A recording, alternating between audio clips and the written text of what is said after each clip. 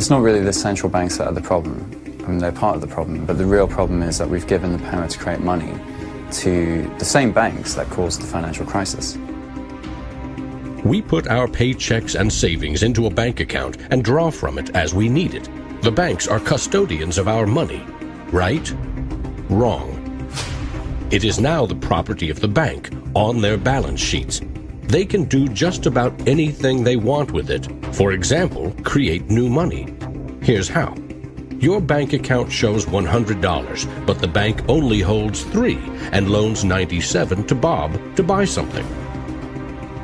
In the bank's computers, you still have $100 in your account, but Bob now has $97 of new virtual money in his account. Just digits on a computer screen.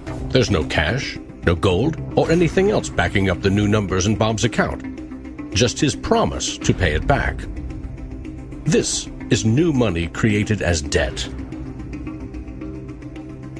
When those $97 are spent, say in a shop, the shop owner deposits into another bank, and it is lent out again and again and again. And each of these people have numbers in their accounts showing that they own this money. So your original $100 has multiplied. Now there are over $3,300 in the system. This process of loaning out far more money than a bank actually has as cash on hand is called fractional reserve banking. In the UK, 97% of the money that exists is just numbers in the computer system, and those numbers are created by the banks. Banks earn untold billions in interest every year by creating and lending virtual money. What's more, banks don't even need your deposit to create new money. If they consider someone credit-worthy for a loan, they can put new magic money into his or her account and start charging interest. So reporters talk about Bitcoin as though it's the first digital currency. But actually we use digital currency every time you make a transaction through internet banking or through your bank card. Actually, it's not even just digital currency, it's digital currency that is created by the banks, essentially out of nothing. In other words, all new money is debt. This is the part of money creation that isn't taught in economics class. Money in paychecks, bank accounts, 401ks, that loan to Bob, credit card debt, your home loan, all began life as virtual money created by the banks. The entire system is based on trust. Trust in the bank's solvency. Trust in the debtor's ability to repay their debt. If all bank customers demanded just 3% of their deposits right now in cash, this run on the banks would reveal the truth. Almost none of that paper currency you think is in your bank account exists. It never did. And loans was a good business until the whole thing blew up in the global financial crisis.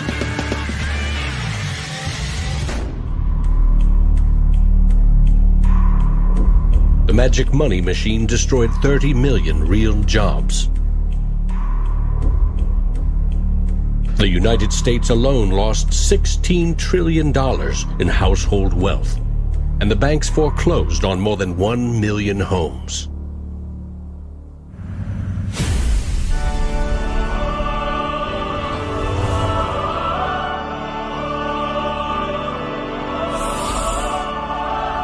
Selling subprime loans and betting they will fail may not be sacred, but it is lucrative. As much as 1/4 of our best and brightest are being lured by the siren call of the money machine. Instead of science, engineering, or medicine, they chose a career betting with other people's money. To get rich quick, very rich. And sometimes they take shortcuts. Getting by on a nickel and a dime. Money has a funny way of bringing us down. They say it makes the world go round and around. My ancestors in Greece talked about the corrupting influence of power. And nothing has changed in these 3,000 years. When you give control over massive amounts of money to a few individuals, they will take advantage of that control. Banks today are factoring in fines and money laundering and all the rules that they break into their cost of doing business. JP Morgan is today coming out and saying that Bitcoin is not a legitimate way of doing business. Banks today are tied into a system that is completely rigged to basically harvest money from the entire global economy and pump it into the hands of very few. Don't get consumed by the greed. The existing banking system is cozy, it's captured the regulators, it extracts enormous value from society without delivering anything in return, and it is parasitic in nature.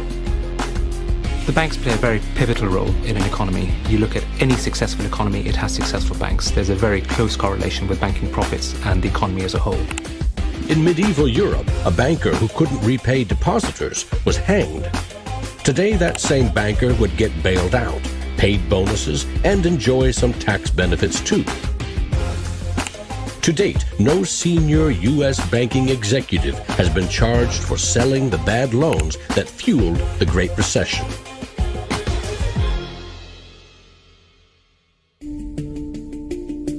In December 2014, just 6 years after the last banking crisis brought the world to its knees, a congressman snuck a last-minute provision written by Citigroup into a crucial funding bill. The provision allows the largest U.S. banks to once again make risky derivatives bets with bank deposits. But no need to worry. If the banks implode again, lost deposits must be paid back by U.S. taxpayers.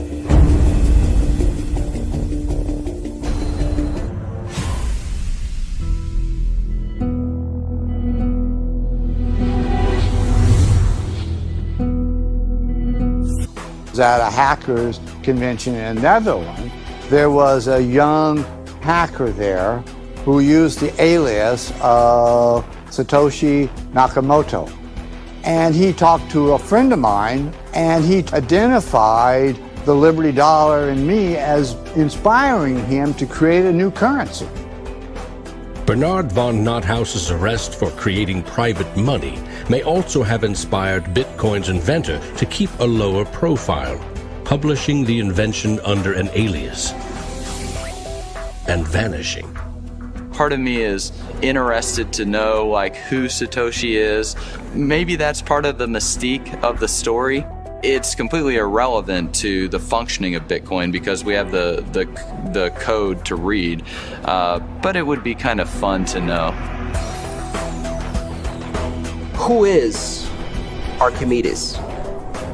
Who is Euclid? We don't know. We don't know if Euclid was one person or multiple people. And you know what? It doesn't matter.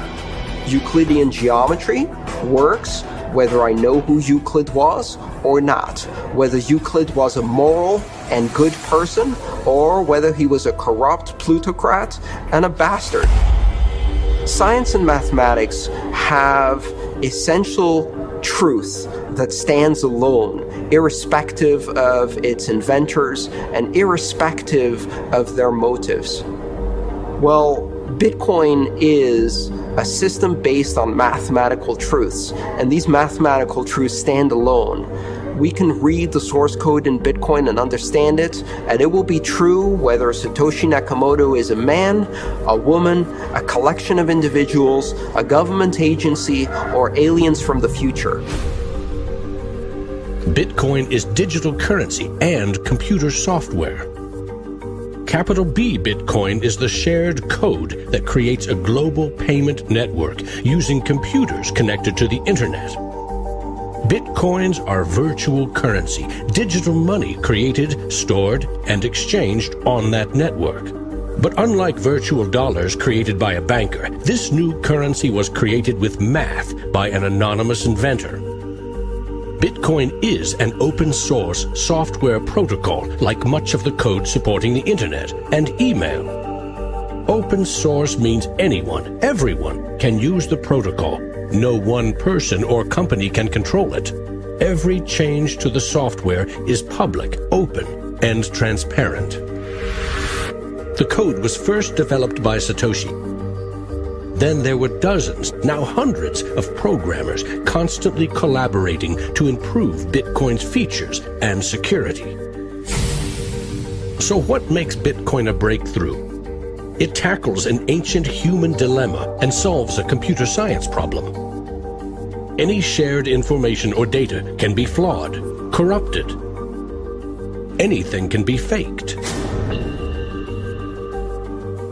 How do we know that what we're receiving can be trusted? In our traditional mindset, it's very important to know who is behind this currency because their reputation is significant in knowing that our funds and the true wealth is actually safe.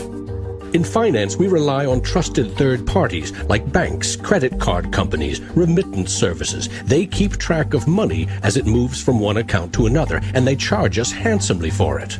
We trust that their digital ledgers of credits and debits balance. A financial system that cuts out these middlemen could be faster, cheaper, and more secure. But Bitcoin is digital.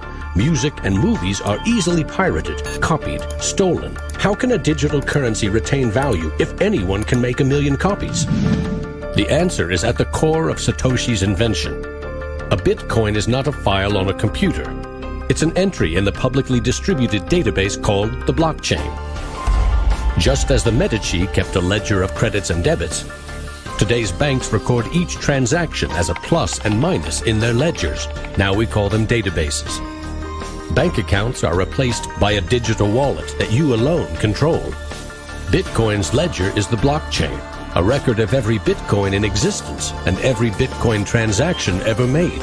It always balances because no Bitcoin ever leaves it. When a Bitcoin is sent from one digital wallet to another, what they are really sending is control over that part of the database. Code that is a unique key for the new owner. As the network processes transactions, it constantly synchronizes the one ledger across the global network.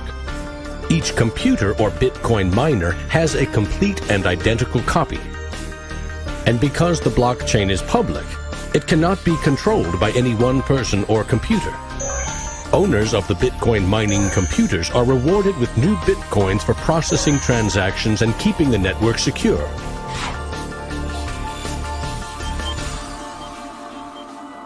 In other words, the Bitcoin network replaces banks and bankers. Today, the combined computing power of this global network is greater than the 500 biggest supercomputers combined, times 10,000.